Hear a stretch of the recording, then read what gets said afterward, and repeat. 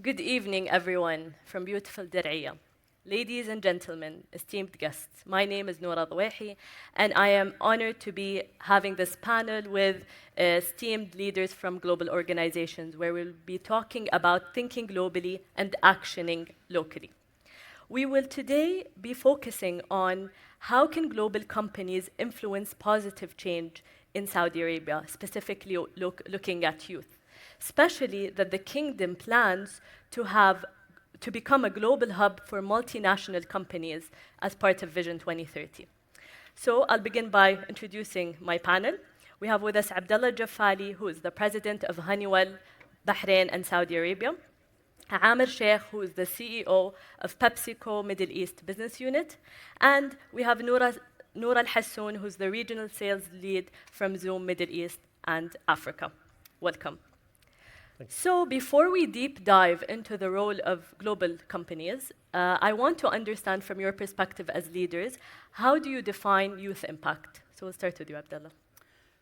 Assalamu alaikum, everyone. What I see youth impact, any successful family, community, organization, country rely on the youth. If we see Saudi Arabia today, as per the recent studies, 63% of the population in Saudi today are below the age of 30. That means they are the leaders that they will be in this stage, inshallah, after 5 years or 10 years, inshallah. There is two impact I can see it, one from corporate and the other one from communities. I'll just give an example from the corporate side. We at Honeywell, we call talent future leader. They are the leaders of our organization for tomorrow. They're gonna shape the organization. From a society perspective, I would say I'm proud to be one of Misk 2030 leadership. I work with Nora. She was the project manager at Misk 2030 leadership programs, and it was an extensive 11 months journey. And I would like to take this opportunity to send our regard and appreciation to our visionary leader by creating such an organization called Misk. Thanks to Prince Mohammed bin Salman.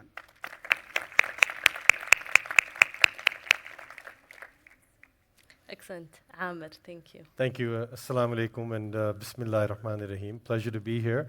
Now, I know it's day 3, slightly later in the day, but I hope you guys are as excited about this session as we are here on the stage. Look, for me, very simply, impact, the way I would define it, is ability to look at the benefits that our actions are producing, doing measurable good. What do I mean by that? You want to make sure that the impact you're having is actually helping and solving today's solutions, today's challenges. So we all know climate change. It's here, it's now, it's real. We have to act now. What that means is all the actions that we're taking have to produce results. You have to be able to measure those results. You have to be able to course correct when needed. And you have to be able to take the energy that exists in today's youth and channel it to the right projects. I'll give you a couple examples. We have been, for the last 10 years, taking actions to reduce the amount of water we use in our facilities, in our operations.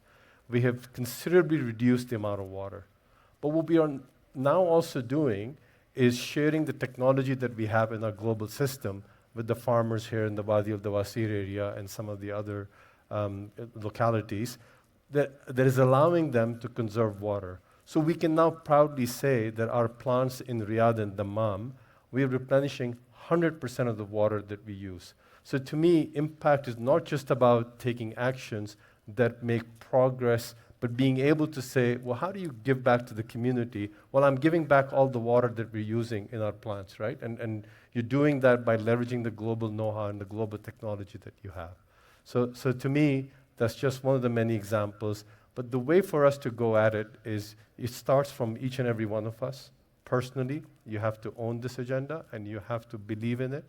We have to mobilize our organization, school, colleges, universities, corporations, governments, and then we have to build the right partnerships. And I think we're very fortunate as PepsiCo to be able to attract some really great organizations that are working with us in driving this agenda. Again, if I use another example of plastic, starting from consumer awareness all the way to be able to leverage our customers to sort out plastic, have partnerships that can collect that plastic, have suppliers that can convert that used plastic into, convert it back into resins, and have manufacturers that can take that used plastic resin, convert into a bottle. So your objective is not just to divert plastic away from the landfill, but the objective is how do you take a bottle of a plastic bottle and eventually convert it back into another plastic bottle. So to be able to say we're reducing the amount of plastic is good, but to be able to say that hopefully, with our strong objectives that we have in place, that we will have the opportunity to take every bottle that we put in to Saudi Arabia, eventually collect it and convert it back into another plastic bottle. So that's the mission we are on, and we would not have been able to get there without the partnerships we have. More importantly, leveraging the collective energy that exists both within our organization and outside the organization and channel it towards achieving this objective. Great. Thank you for sharing examples. Please, Nora. Yes, assalamu alaikum jami'an. And thank you, Misk and Nora, for having me and Zoom to participate in this panel. To me, youth impact means the positive influence that young people have in their communities, society, and the world at large. It encompasses the various contributions that young people make through their ideas, initiatives, actions. Similarly, for Zoom, youth impact is about harnessing the potential of young people to advance Zoom's mission, programs, and operations. By empowering youth and fostering their participation, global organizations, actually any organizations like Zoom, would tap into a valuable resource for innovation, for collaboration, and for positive change. Great, thank you. Very insightful all. Nora, I would like to kind of set the context. I'm sure our audience are wondering, why are global companies today impacting local communities? Why are they supporting entrepreneurs, women, youth, different segments of society? So why do you think there's a shift in perspective in terms of the role of global companies? Okay. Well, global companies need to reach beyond their employees. They need to reach into their communities, to engage with the next generation. They are the future. And what I mean, like, we need to make sure that our young people have the guidance, the skills, the technology to develop, to grow in modern workspace. So contributions in local communities like Saudi Arabia allows Zoom to fulfill their social responsibility, as well as to create a master or to create a favorable environment for their long-term success. Also, I want to add that this is a demand from the young generation. Now, young generation are asking for ESG, for environmental friendly places to work in, and if we don't change, we will not attract those talent with our organizations. Great, very true.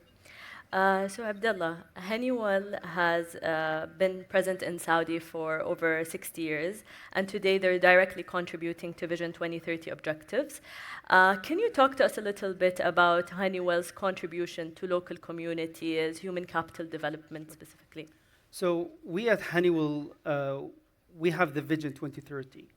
My role, I have been in the company when I joined almost 4 years ago, to make sure that I build the strategy in Saudi Arabia to match it with the Vision 2030. And it's about partnership. We were able to create a partnership in each sectors to dominate and create win-win approach. Just an example. We partner with STC for the ICT business, and we are proudly that we are partnering with them building smart city for Misk. Oil and gas sector, we partner with Aramco by creating a JV in Saudi Arabia serving the global market, by 50% ownership, serving the oil and gas sector digitalizations. Aviation sector. Last Monday, we signed an agreement for 10 years with Saudiya Group to localize and be the sole partner for the APU in Saudi Arabia, serving the globe. So it's all about partnership and win-win approach. That's from technology transfer and job creations. The other aspect from summer internship, graduate programs, and others, I would say I'm one of the summer internship that I joined in my previous career at ABB back in 2003. Because summer internship is the beginning of the journey. And we at Honeywell, we believe in the summer internship and graduate programs. In fact, we partner with Misk to create a program tailored for Saudi to be flying to the US, spend 8 to 12 weeks, learn about best technology, best experience, and move it to Saudi Arabia and became a future leader in our country. Excellent. Very achievements that I was very proud of. Aamer, now PepsiCo is a company that is, I think, in many of our minds associated with impact regionally and globally. And this is illustrated in the establishment of Pepsi Foundation. So can you talk to us about how you engage youth in meaningful ways and drive the next generation to think big and drive positive? Yeah. So thank you for that question. So we've been operating in Saudi Arabia for the last 65 years or so. Most of you know us as our beverages, but we also have a very large food business, which is very much local and embedded in the Saudi society. So just as Vision 2030 is the true north for the Saudi society, we also sat down a couple of years ago and we said, we need to match our aspiration to be in line with Vision 2030. We came up with a program, we call it Proudly Saudi. It has two legs, women empowerment, that's our Tamakni platform, and youth development, we call it Future is Saudi. Now, if you think about an organization that has been operating here for such a long time, we need to have the right skill set available in the local society to be able to tap into that workforce, and the Saudi talent needs to be in line with any other talent globally, right? And we have some amazing Saudi, I would say male and female. And by the way, I'm super impressed with the caliber of the females that are coming out of the universities. So I think the future is in good hands, and I'm sure they'll make sure that all the guys also give their best and keep up with them. So what we've done is, from a women empowerment program, we've come up with 3 programs, amplifying voices. So what we're doing is we're showcasing females from our own organization, and we're proud to have the very first female plant manager in Saudi Arabia, very first female forklift truck driver. So again, and then we also were one of the first companies to create a second shift with females only for our Dammam plant, right? So how do you bring women empowerment in a very tangible way so it impacts the houses and society? So from amplifying voices to facilitating mentorship, we're working with the Atlantic Council, the U.S. Embassy, and Wharton University to come up with the Women Leadership Development Program, to fostering entrepreneurship, working with today's women, helping them develop their e-commerce business so they can go global from wherever they are. Similarly, on the youth development aspect, we have our own, I would say, internship program, management training. We call it PepRise, 18-month program where we bring the talent in from the Saudi universities and develop them to take on leadership position. But we're also working in many different ways. Just most recently, we concluded the Saudi leg of Arab Youth Hackathon. We're working with the Arab Youth Center for COP28, which is, as you all know, is in UAE in a couple of weeks' time. We're bringing 15 teams from 5 Arab countries to compete, and the top 3 teams will have prizes and 6 months incubator workshops from PepsiCo. So again, there's a lot of focus on youth development and upskilling. And then lastly, I would say we have some great partners that are helping us train the Saudi youth, male and female, and bringing them the skill set they need to compete in a global environment. Great. Just the last question, and please briefly, because I'm sure this is going to be very insightful for our audience. So you're each leaders in large organizations, and you've climbed up the ladder. What advice can you give our youth today who are working global companies or strive to be where you are? Please, Abdullah. So I'll start with the first advice I received from my mentor. He said, Abdullah, don't follow the money, follow the experience. That's number one. The second, the key of winning is about key from knowledge, network, experience.